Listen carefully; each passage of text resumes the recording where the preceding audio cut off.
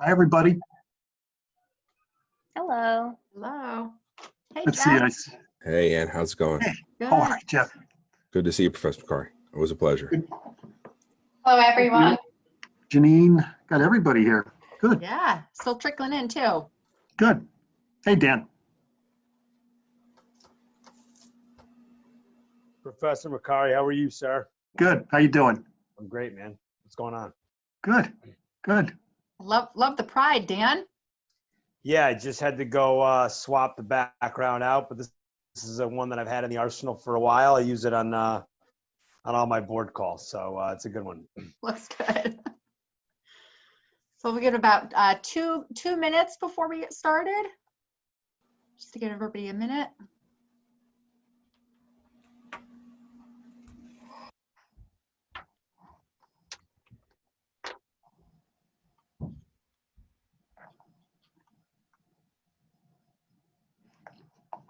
Geez, everybody on the phone is young enough to be a student except me.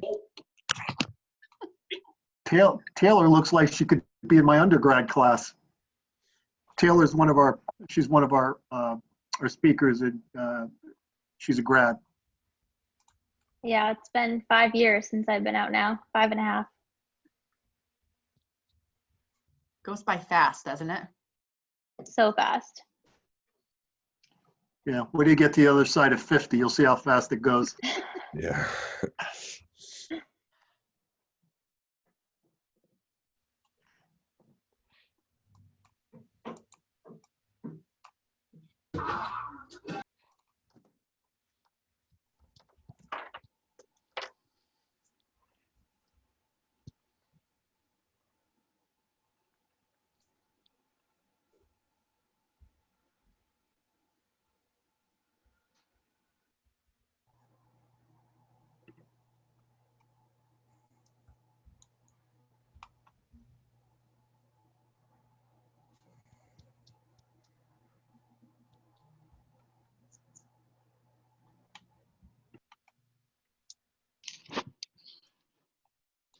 Tony, as soon as you are ready, I can kick it off.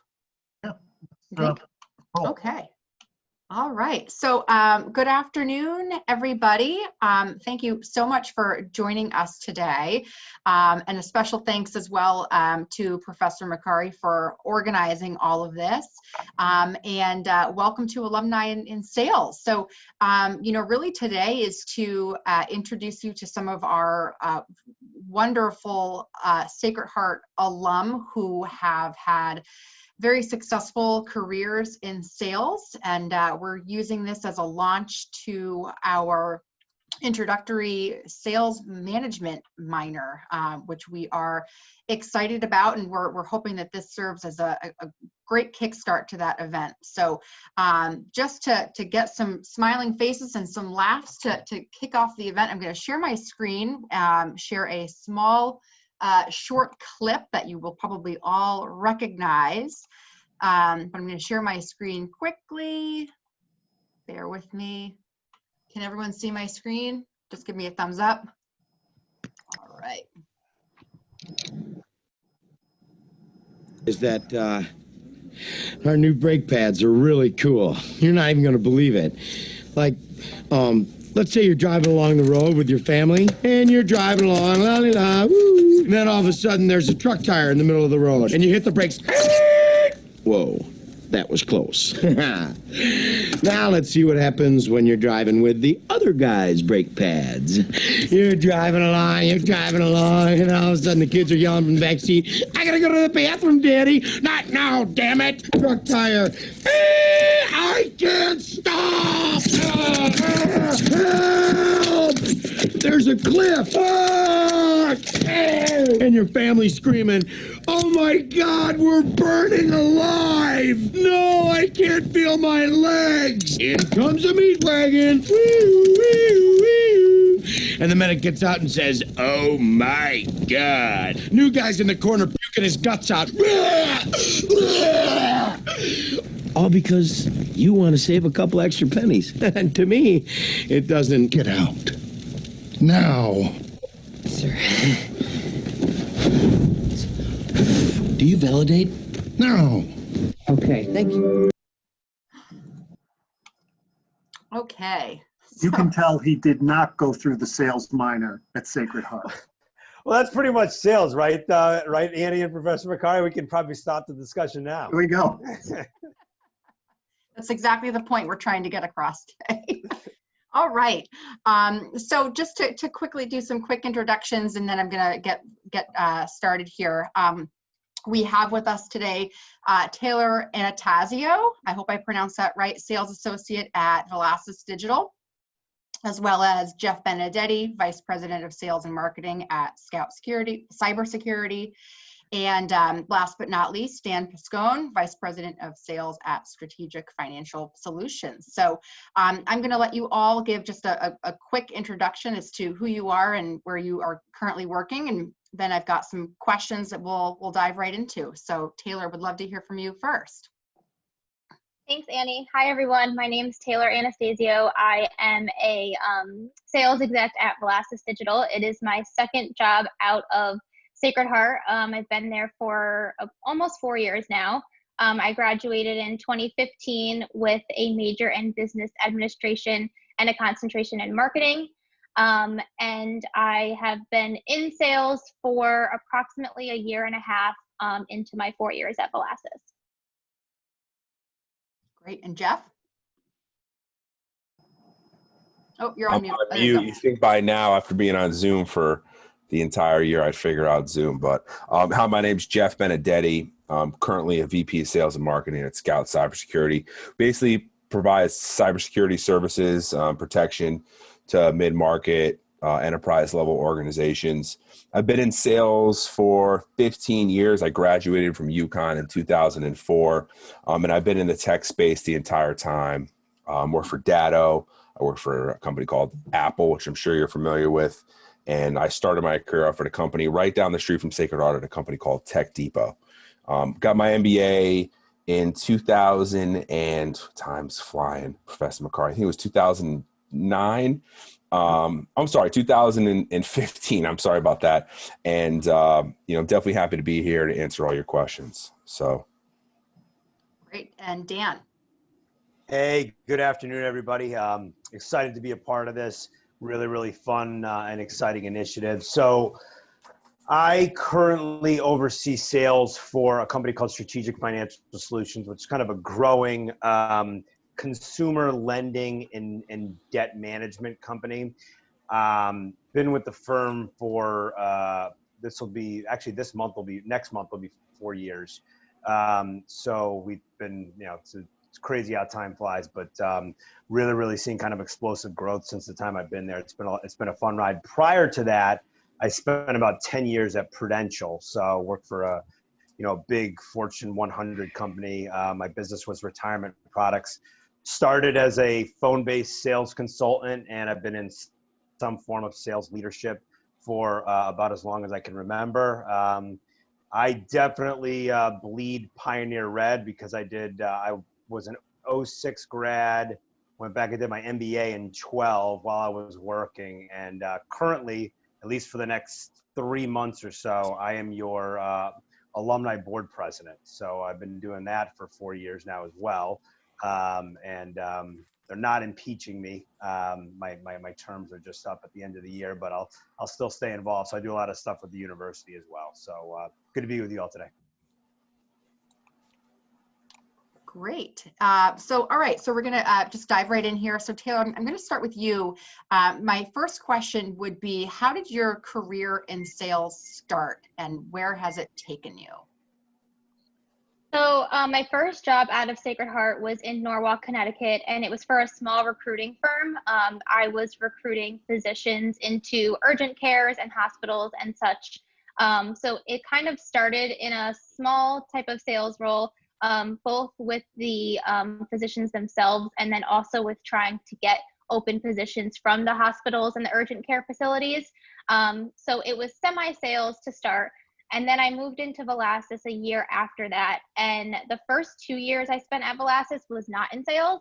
It was in what we call our on-site roles. So I spent 2 years on site at one of our largest CPG clients, which was L'Oreal in New York City. And from there, after being an on-site, there's really no room for improvement at my company unless you do move into sales. So I was trying to get into sales for a little while. We have a 6-month training program at our company called the Apprentice Program. And you have to be selected for that internally. And there is an option actually for new grads as well. But I was selected for that and accepted it. So it was a 6-month training program specifically relating to selling skills. I would say about 80% of the training program was selling skills and 20% was actually learning my company's products. So it was a really good chunk of specific sales. After 6 months, which was last August, I moved into a full-time sales role. So I started, I continued with L'Oreal as well as a couple of other large CPG accounts as part of a team. And I did that until about this past July, end of June, early July. And I was selected to now run my own solo account. So now I'm currently on one account and I manage the whole thing by myself. I just have my manager. And at my company, we sell both digital and print products. So I'm currently managing both aspects of the business on one large CPG account, and that's where I'm at today. Fantastic. And Jeff, what's your story in sales? Yeah, sure. So I was in college, undergrad, getting an economics minor, always interested in business.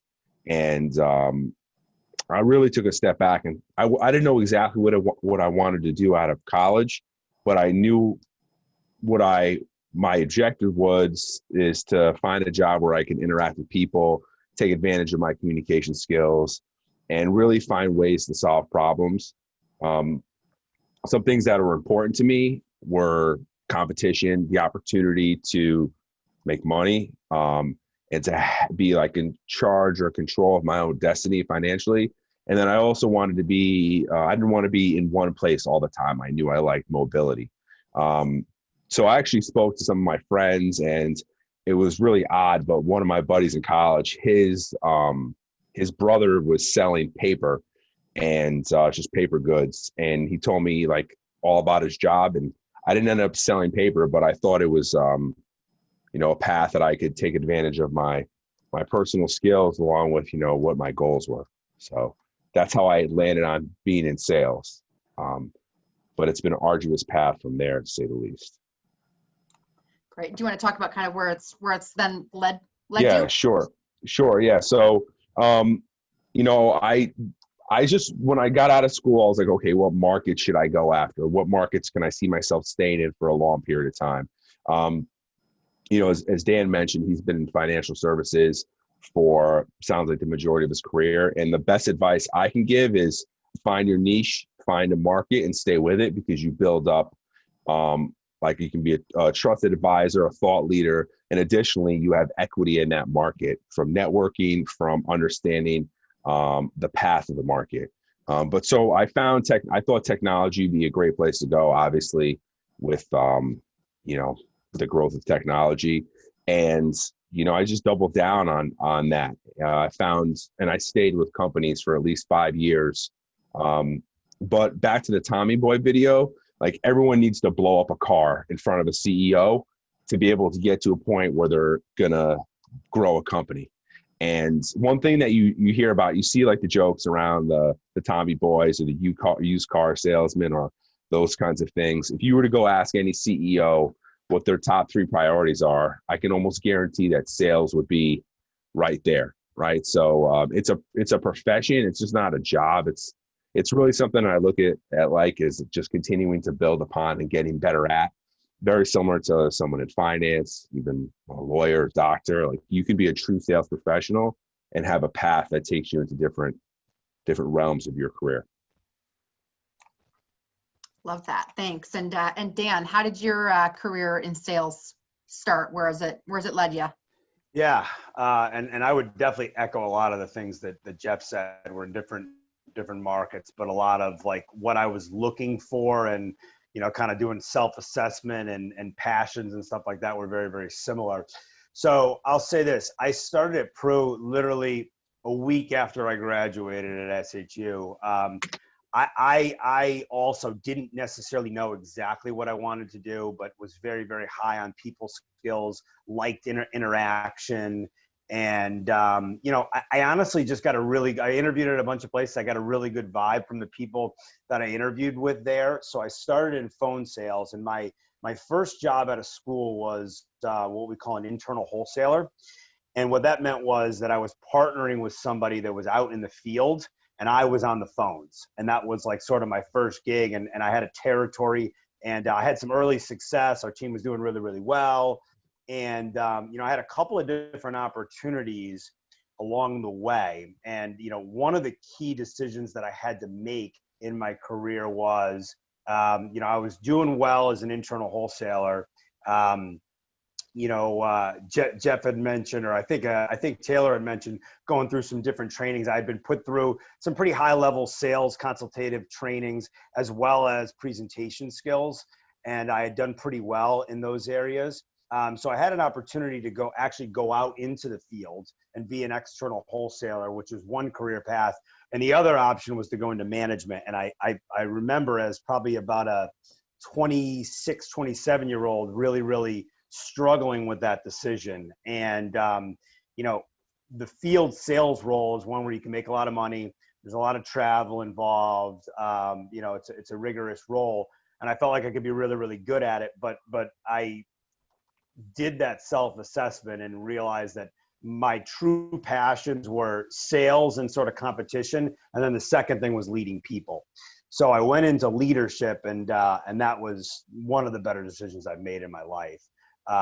Because I've held all different types of sales leadership roles at this point in time now, but that was a key decision that I made early on. And, you know, I'm really, really happy and better for it. So, you know, I held, you know, frontline manager, sort of director positions. My last role at Pru, I was responsible for building out a new sales and distribution unit for some different products that we brought to the marketplace. We were bringing some new stuff to the market that I built out a sales team for. And I got to a place where I had been there for a decade, made some really, really solid relationships, learned a ton, got great training and resources along the way.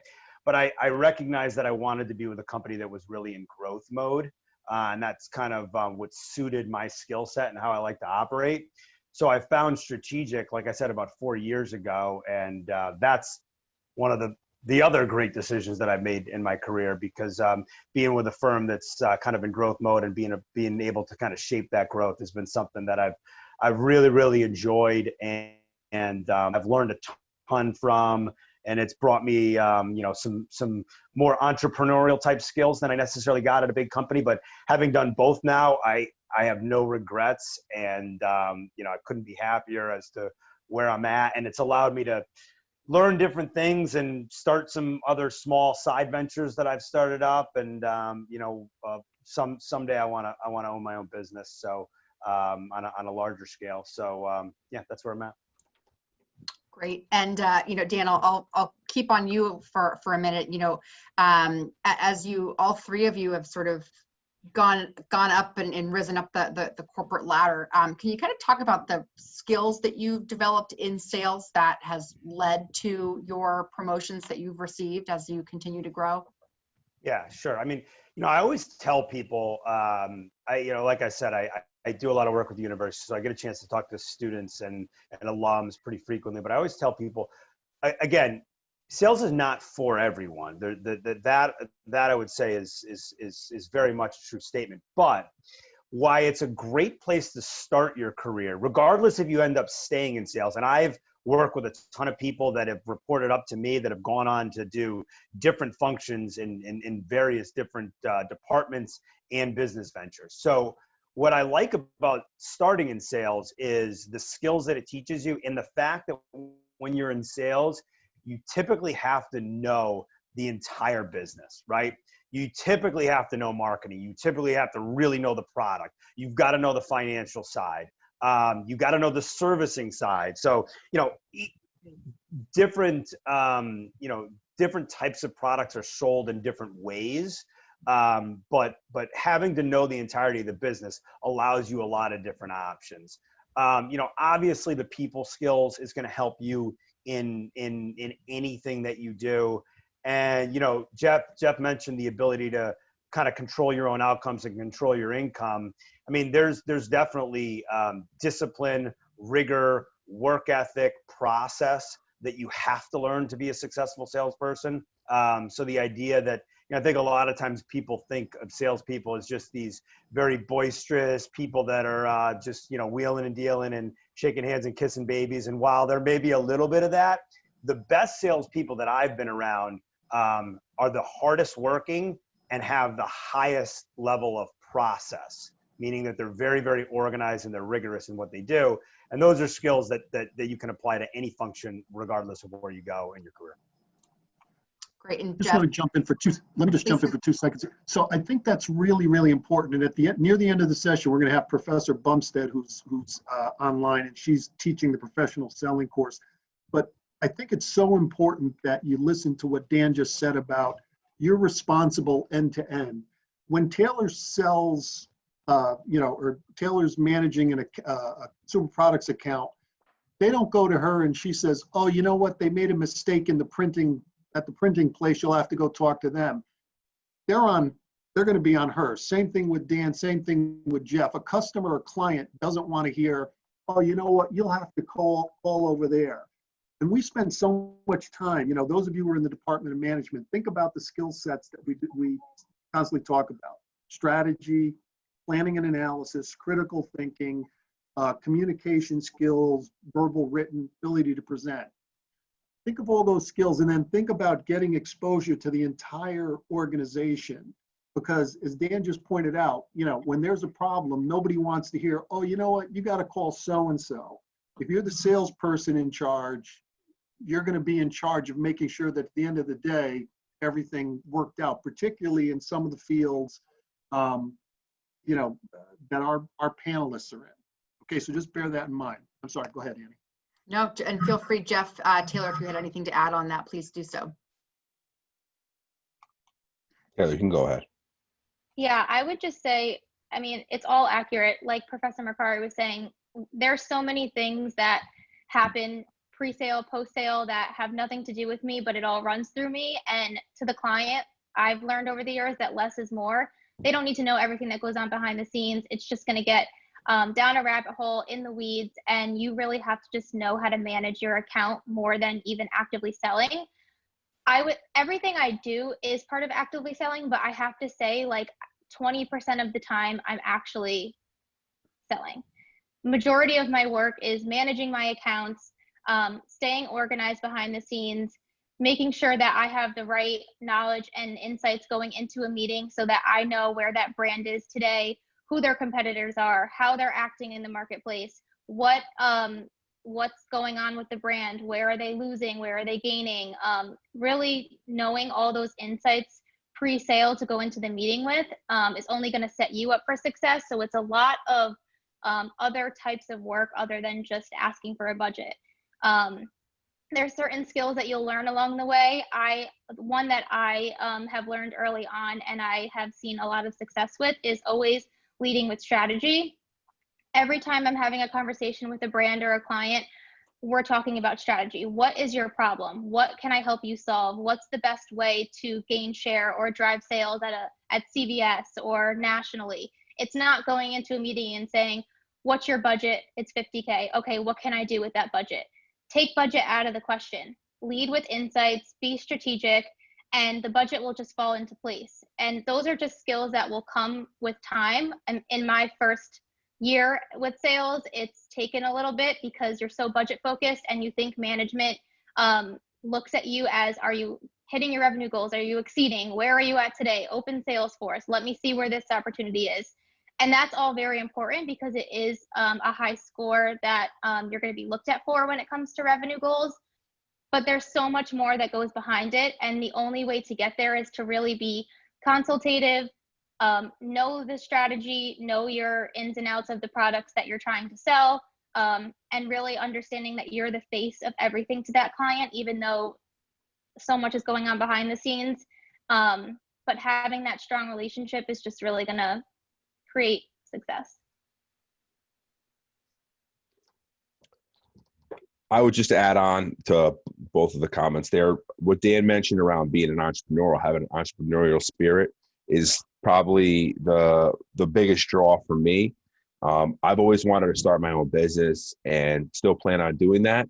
But the best thing I like about being in sales and now running a sales org is your ability to, you have to own everything. It's all about extreme ownership and making sure that you're accountable not just for, new leads, but also the success of your customers and how they utilize your services. So everything falls on sales. It is also, I would say, one of the most exciting roles within a corporate environment. You have your highs and your lows, you have your wins and your losses.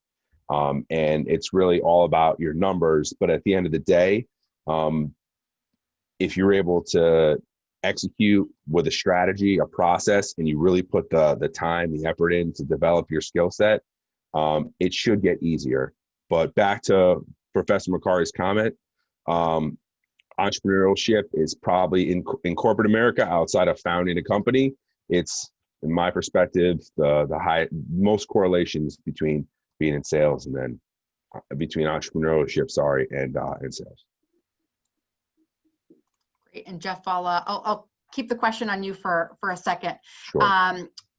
Can you kind of talk in terms of the industry that you're in, and now having been in sales for a number of years, can you talk about how the selling process has evolved over your career specific to your industry?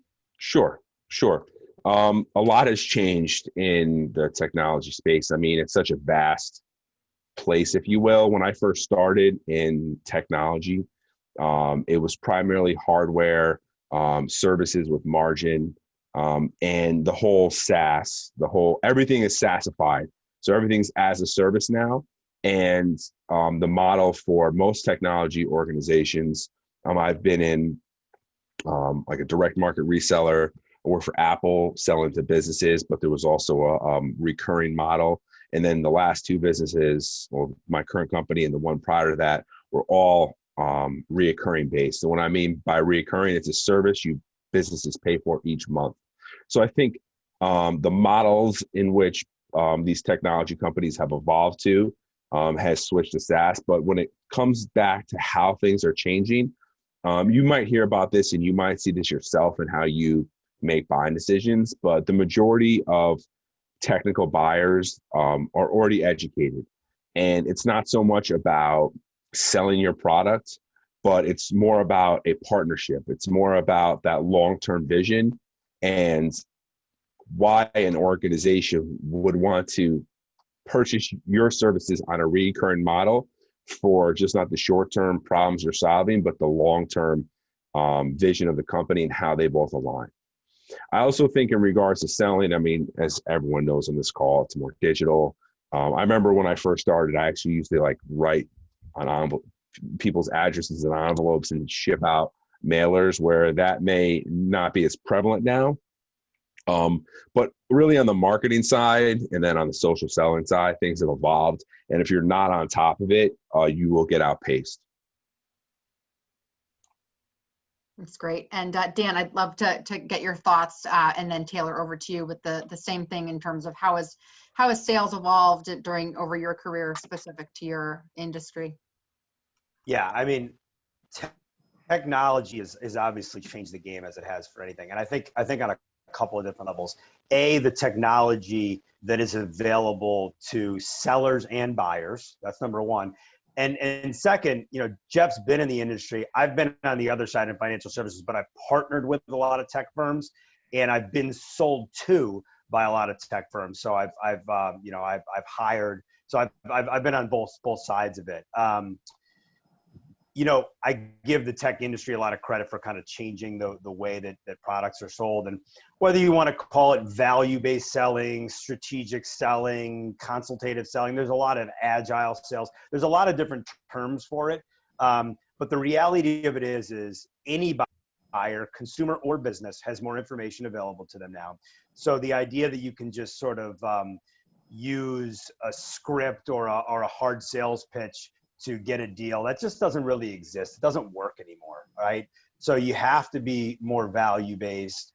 You have to, you know, bring more to the table. You know, you have to be able to educate. And I think that that's been really, really cool. And then the other thing is the ability to sort of find your customers and connect with them is so much more seamless now. It's funny, I remember, and this wasn't, I mean, this is maybe 10 years ago, but I remember, you know, we were developing some like business intelligence software at Pru. And I remember I would have, and I was in management at the time, but I would have interns create these booklets, because I would basically have them pull all this data that we would get in an Excel format and put these booklets together. It would help us figure out who were the biggest producers that we would want to target in our various markets. And now, I mean, even 2 years later, that was all done through an app. But I was literally having interns print out booklets and do that. And the concept made a ton of sense and still is true. It's just so much easier and quicker to be able to get it done. You know, I think that the way that like all of the different, you know, sales pieces of technology or enablement, a lot of, you know, the term you hear a lot is enablement, fits together is really, really cool within the sort of the ecosystem. So I'm a part of a couple of different like big sales mastermind type groups, and I've been to a ton of different conferences where or you know now virtual but physical ones in the past. And you know, just seeing how everything weaves together so that you can use multiple pieces of technology to both target your customer and then ultimately educate and sell to them. So I think it's just made it funner. I think you know, at the end of the day, it's made it so that you know, you have to be a higher level professional in order to do things really, really well. So I think it's elevated the game in sales. I think it's made it so that it's like, you know, you really need to not just be a salesperson, but you need to understand all these other aspects, which I think is pretty cool. Excellent. Taylor, would love your perspective as well. Yeah, so just to go off what Jeff and Dan were saying, all of it relates to my industry as well. I would say the only difference, so I'm in media sales, and like I said in the beginning, we sell both print and digital to our clients. Over the past 4 years, I would say that there's been obviously a slight shift towards digital versus the print. Print still is very active in today's society, and consumers are still clipping coupons and doing things in the print space. But I would say that digital has evolved a lot more. And it's just like Dan was saying, I mean, everybody in my industry, you have to know the industry besides just selling skills, right? You have to know what makes you different than all of your competitors out there and why the client should buy from you. Everybody has a targeting platform. Everybody knows how to reach a specific consumer at a specific time of day at a specific location. But what makes you different? What do you do with your data that's different than others that I need to buy from you because you're going to measure it this way? You're going to optimize it that way. You're going to score consumers' data based on X, Y, and Z. So it's always just making sure that you're showing them the difference in what you have versus your competition, just like you would do in a job interview. Why should they hire you? What makes you different? So that's something that we've, over the last year, really gotten hammered down on to go to market with what makes us unique and what value we're going to bring to the consumer, because at the end of the day, the budget doesn't matter. If you have to spend X, you're going to receive this type of value. So just making sure that the consumer knows that the value they're receiving outweighs the budget, and keeping that top of mind has really shown success in my industry. I'm sure a lot of people on this call have heard of The Social Dilemma on Netflix. And that really relates to my industry. We're always targeting consumers based on apps, based on social media. and tracking them and knowing when to target them at the right time, at the right place, and with the right message to get them to engage and hopefully buy the ad, buy the product, and have a sales lift for our clients. So again, just staying top of mind with them by showing why you're unique and the value that you're going to bring versus your competitor would give to them. Excellent. And Jeff, my next question will be for you. Can you speak on some of the more valuable training that you received in your career, and maybe also put some thought into what do you wish you had learned in college that would have maybe helped jumpstart your career in sales? Sure. I'll start with the college piece. I think like universities overall really underserve the sales profession. You don't hear about it much in school, but it is such a big part of organization structure, right? There's definitely marketing, finance majors, and it's great to hear that Sacred Heart is adopting sales focus. The best training, I mean, in regards to what I learned, I wish it was more education around sales, the different opportunities within sales, and really just to define different ways in which organizations go to market. More for education and preparing folks for the real world, if you will. In regards to the best training that I've received, well, I've definitely I work for large organizations that have had corporate training, and I'm glad I took advantage of those trainings earlier on in my career. It's definitely helped me along the way. I guess the best trainings that I've received are learning from peers and mentors. I mean, there's nothing short of someone showing you how they failed and how they succeeded. Also too, failing on my own. Like, sales is the kind of role where you can come in and just get beat down every single day, but it might seem like it's a tunnel without an end, but you actually do get better by failing and by learning from your mistakes. It all comes back to the dedication to your craft, though, and being all in, if you will, on sales. There's tons of books out there. I mean, go to any airport and you're going to find a library filled with books you can buy. And if you just want to learn different tactics, but in regards to like holistic, from psychological to strategy to execution, mentors, experience, and big corporate sales training usually does pretty well with that. Great. And Dan, did you have any additional thoughts on that? I do. Yeah. I mean, I've done the big corporate sales. I mean, I did a consultative sales training. Actually, the firm was based out of Westport, Connecticut. Good firm. And it was a really long,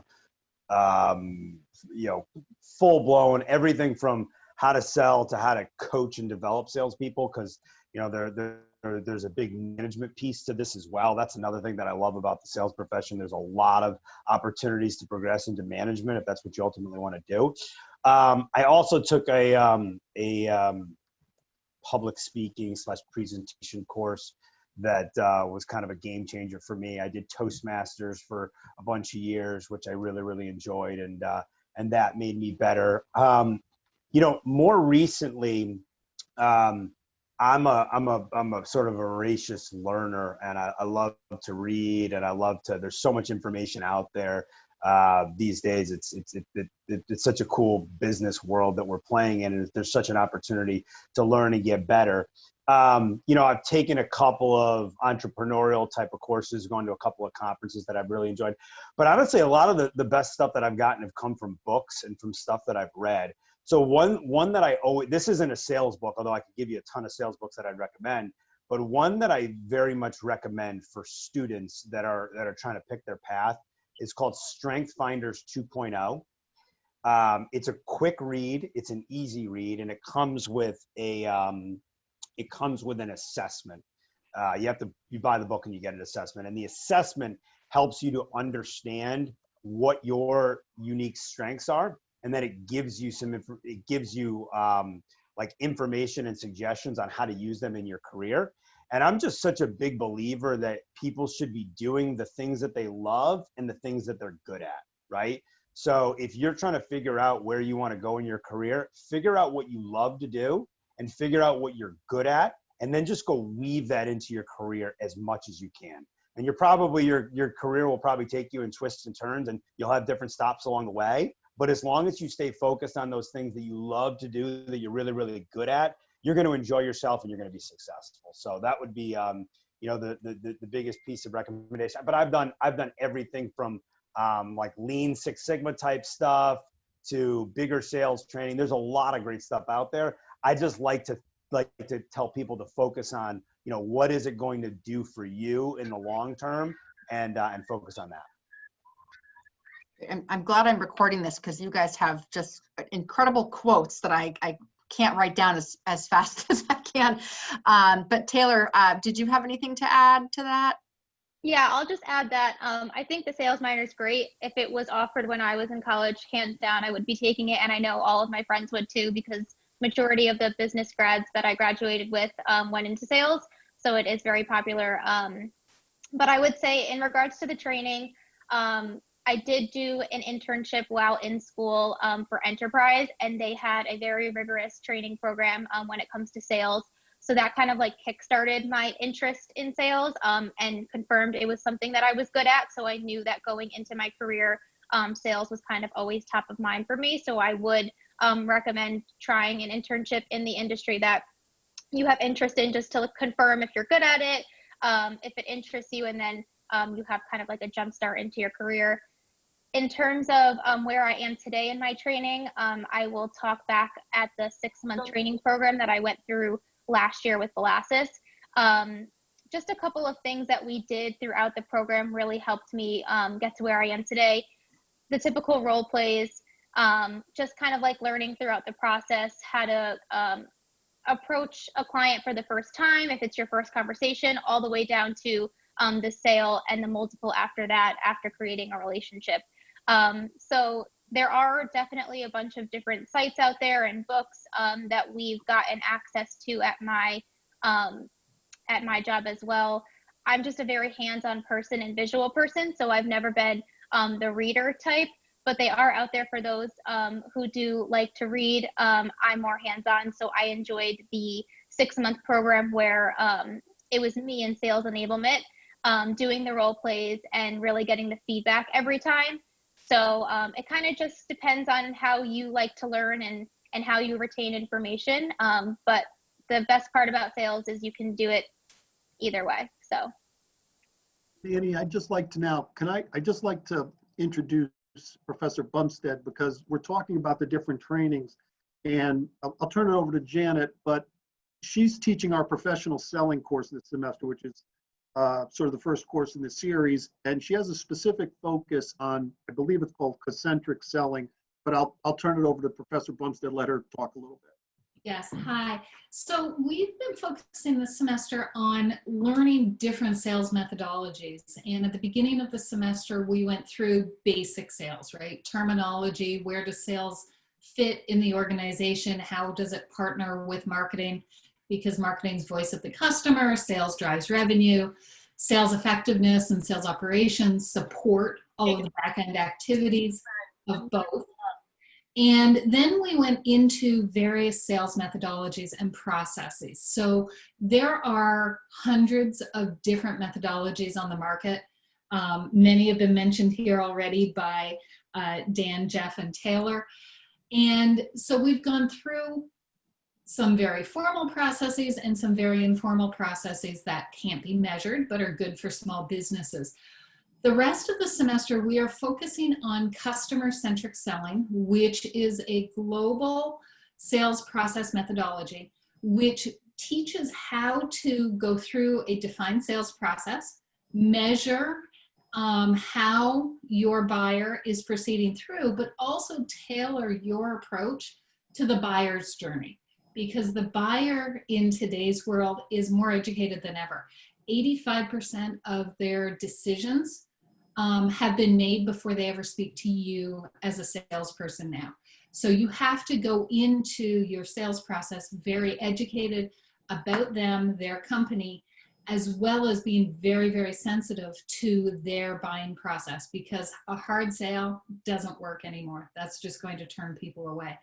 And we're working on things like questioning format, right? So using what we call an EQPA questioning format, where you form your questions based on the event, the question, the person, and the action, and really getting the right language to focus the conversations. And at the end of the semester, in addition to having the course credits, we are also partnered with Customer-Centric Selling to offer the formal certification for their methodology. And to give you some background in Customer-Centric Selling, they're very big in the tech world. I've helped Customer-Centric Selling train VMware Europe. I've deployed it to a variety of clients here in the US, in Asia, across multiple industries. So it's a very well-known methodology. Salesforce.com, most of you are probably very familiar with that company. Their European division uses customer-centric selling. The US doesn't, they use Challenger, which is owned by the Gartner Group, but the European department uses customer-centric selling.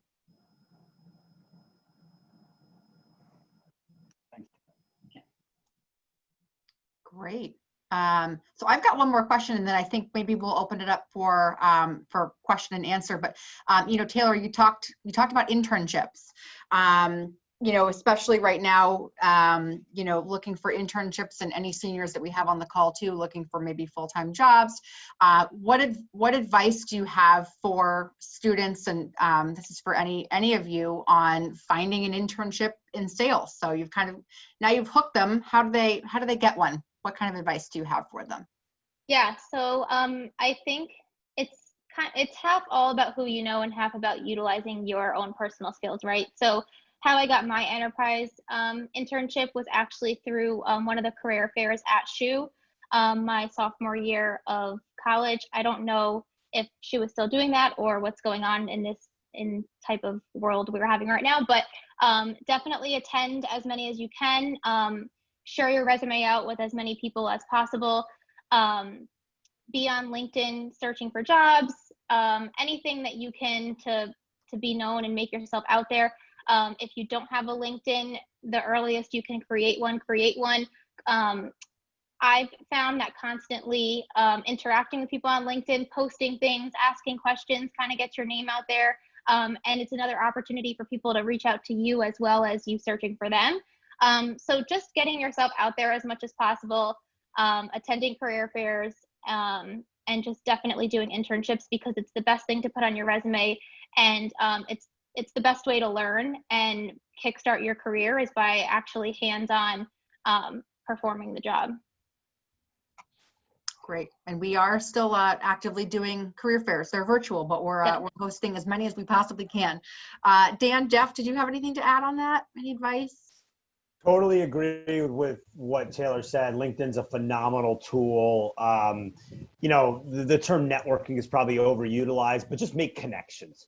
The more connections you make throughout your career, I mean, it's crazy when you think about, wow, I met this person here, and how things come full circle and you end up working closely with them or getting hired by them or hiring them yourself. And I've had all of the above. The other thing that I'll plug really quickly is through our alumni network, we do a job shadow program. So take advantage of that. I know I talked with them a couple of weeks ago, and we are preparing to roll that back out. I've had several students that have shadowed me. I will open myself up to everybody, anyone on this call that would like some sort of shadowing experience, whether it be myself or one of my team members. We will make that happen. If you want to reach out to me directly or go through Annie in her office, whatever you recommend, Annie, I'm open to. But the job shadow program is really, really cool because it allows you to, link up with an alumni for the day. And, we're going to be doing them virtually and hopefully in person again in the not too distant future. Great. Yeah. And also just included in the job shadow program is our alumni networking program as well, which will be launching a new phase of that in the coming weeks. So definitely keep your eye out for that.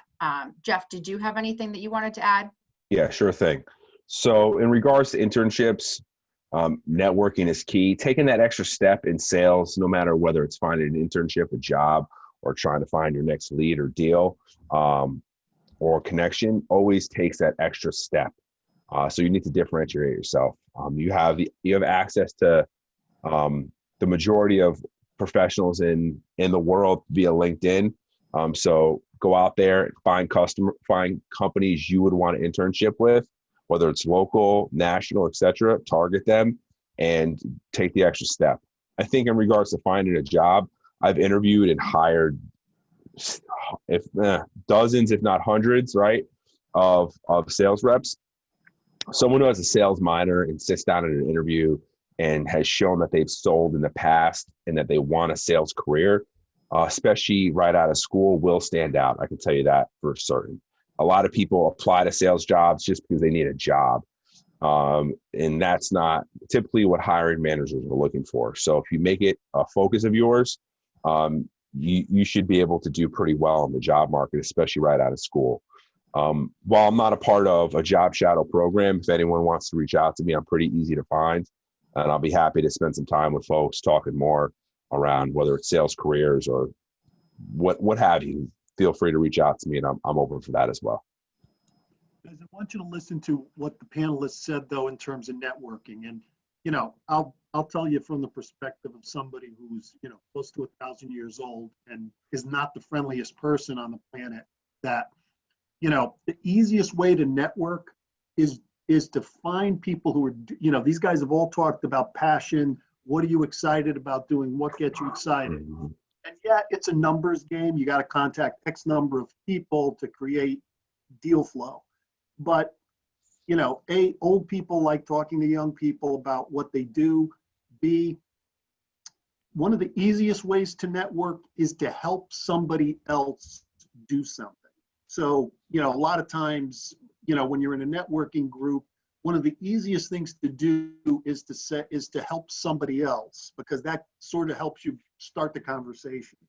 So, you know, if you're talking to people, either show a sincere interest in what they're doing. When you look at some of the greatest salespeople, we have a guy named Bill Mitchell, who owns Mitchell's Menswear, and he's an incredible sales and service person. And I've only met him once or twice, but he's the kind of guy, if you meet him for 30 seconds, he's so engaging and interested in what you're talking about. And you could tell when people are just kind of doing it, and when people, you know, he could probably, after a 5-minute conversation, tell you about me. And people can sense that. So what you want to do is you want to be, you know, don't target 100 jobs, but maybe target 25 people who you really want to talk to. Of that, you'll get, you know, you might reach 10 or 15. And then from there, you know, if you can get a couple of good interviews where you really are prepared, that'll help, you know, that'll help out a lot. Yeah, I'll add to that, Professor McCarty. Totally agree. I happen to know Bill, and I mean, totally agreed. I mean, he is just like, you know, he's been doing it for a long, long time. He's written a book on, you know, hug your customers. And you know, you spend 5 minutes with him, you just get that he understands, you know, how to do business and how to treat customers and how to treat people, really, just how to treat people. And he's you know, at his age, his energy is inspiring.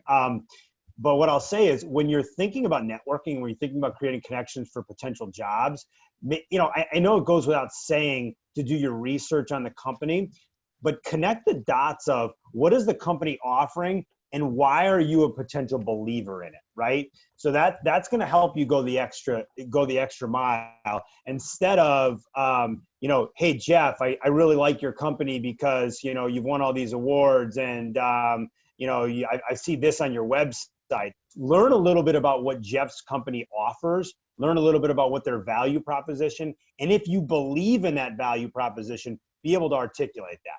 That's kind of like going the extra mile when you're creating those connections. And if I can jump in, one other suggestion is that you craft your 30-second elevator pitch and really polish that for when you're networking and eventually working in a sales role. The thing about sales is you can apply it to all aspects of your life, just not a career, but anyone who gets a promotion, anyone who finds a way to advance. I actually passed Professor Macari's class because of my salesmanship, not because of my financial acumen.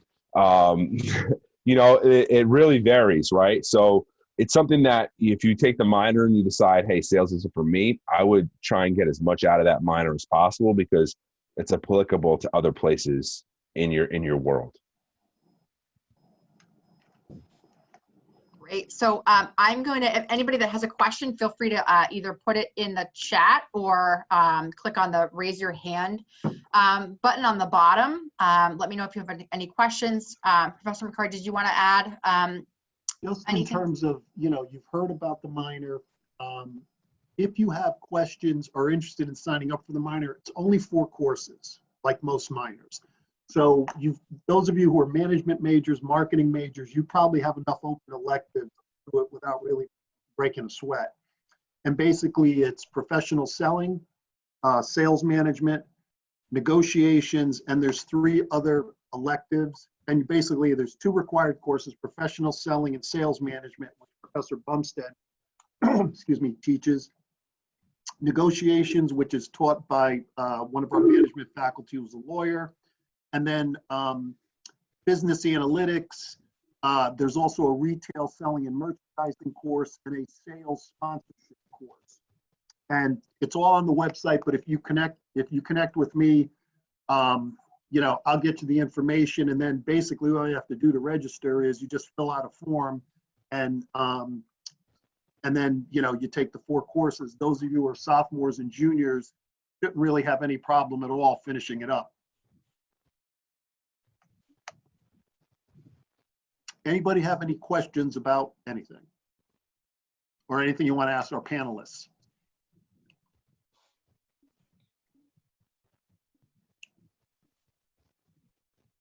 Going once, going twice?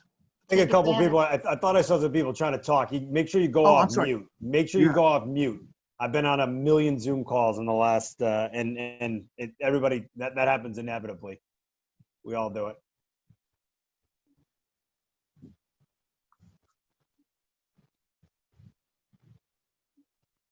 Come on, guys, quiet bunch. Most of them are still shell-shocked from his Management 231. So okay. We got one in the chat. Did got one. Yeah. So Nick Handy, what do you want to just unmute yourself and ask, Nick? Yeah, I got a bunch of boys screaming around here, so I just typed in the chat. But everything's really different right now, so I was just kind of wondering obviously when things happen so quick, how did you adjust to your own sales strategy of connecting with customers? Like maybe you're always meeting in person, or if you always wanted to call them or send an email, just kind of how did your strategy change during how we always have to have these online meetings? What kind of, when you're connecting with people, do you try to connect with them a certain different way since you can't really talk to them in person? I can jump in here first. So when prior pandemic times, I had kind of like 2 positions when it came to sales. One was dealing with headquarters directly, so the actual brands. And I would kind of just go, even if I didn't have a meeting, and hang out in the building all day. And it would be easy to kind of just like nonchalantly walk by people's desks, ask them how their weekend was, kind of just like create conversations and demand just by being there in person, which obviously cannot be done today. And the second part of my job was dealing with their agencies. So if you guys don't know, in the agency world, it's all about taking them out, doing things with them, having happy hours, bringing them to lunches and dinners, and all of that kind of halted. So it is very difficult because to have a conversation with them now, either on the phone, on Zoom, or even in an email, you kind of have to have a specific subject to talk about. I can't just walk by their desk and ask them how their weekend went and then see what's up for next month in terms of media sales. So it's definitely been a challenge. I've gotten creative when it comes to mailers. I forget if Jeff or Dan was saying this, but I did go back to the olden days and walk over to USPS and actually write out and send direct mailers to my clients, just with like some Velasquez swag. I've emailed Uber Eats gift cards. So kind of just like getting creative to stay top of mind with these people and like continue the relationship, because it is definitely difficult not being able to just be in the building and walk by, or ask them to go to lunch and easily have these conversations. So it's been a bit of a struggle, but you just have to get creative with it. There's always going to be something in sales, whether it's a pandemic or whatnot, and just kind of like figuring out how you're going to stay top of mind and getting creative with it. Clients really do still appreciate it.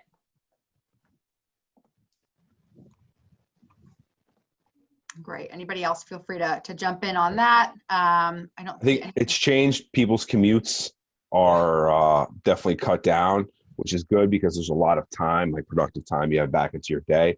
I think there's been pros and cons to it. Some businesses are doing really well. Some are struggling, and it's really, you just have to find what's working for you and double down on that. So what's worked well for my team is virtual events, like just continuing to double down on webinars and trainings that are virtual. And obviously different areas of the country are adapting or coming back to normal at different times. It's all about adapting. In sales, that goes for sure. Like if you can adapt, you'll win. Yeah, no doubt. I mean, it's almost emphasized the things that we talked about before around technology. I mean, the sales team that I have is consumer based, so everything was done over the phone and through technology anyways. But the biggest challenge that I had to figure out when this happened was how we got all of our people sort of equipped to be able to do their jobs at a high level without missing a beat from their homes. And so that was the biggest thing that we had to work through. Obviously, the Zoom stock has done very, very well, and they were well positioned for all of this. But, it makes you think about, what I've thought a lot about over the course of the last 6 months is what's gone really, really well during the pandemic, and what are the things that we really, really miss, and how can you kind of hopefully in a somewhat of a normal world, which seems like an oxymoron at this point in time, but let's just say, we're moving into 2021. How can we kind of combine what's worked and what we've taken from this, but then also not forget about the things that worked prior to this and create a nice balance? That's the biggest thing that I've thought about from a selling perspective. But the biggest thing I've noticed is just an emphasis on even more research, even more utilizing information and internet to make buying decisions. And not that it wasn't readily accessible to everyone 6 months ago, but the majority of our population is at home. They're in front of a computer. So they just have more time and more access to all that than maybe they did when they were dealing with the hustle and bustle of a daily commute, to Jeff's point.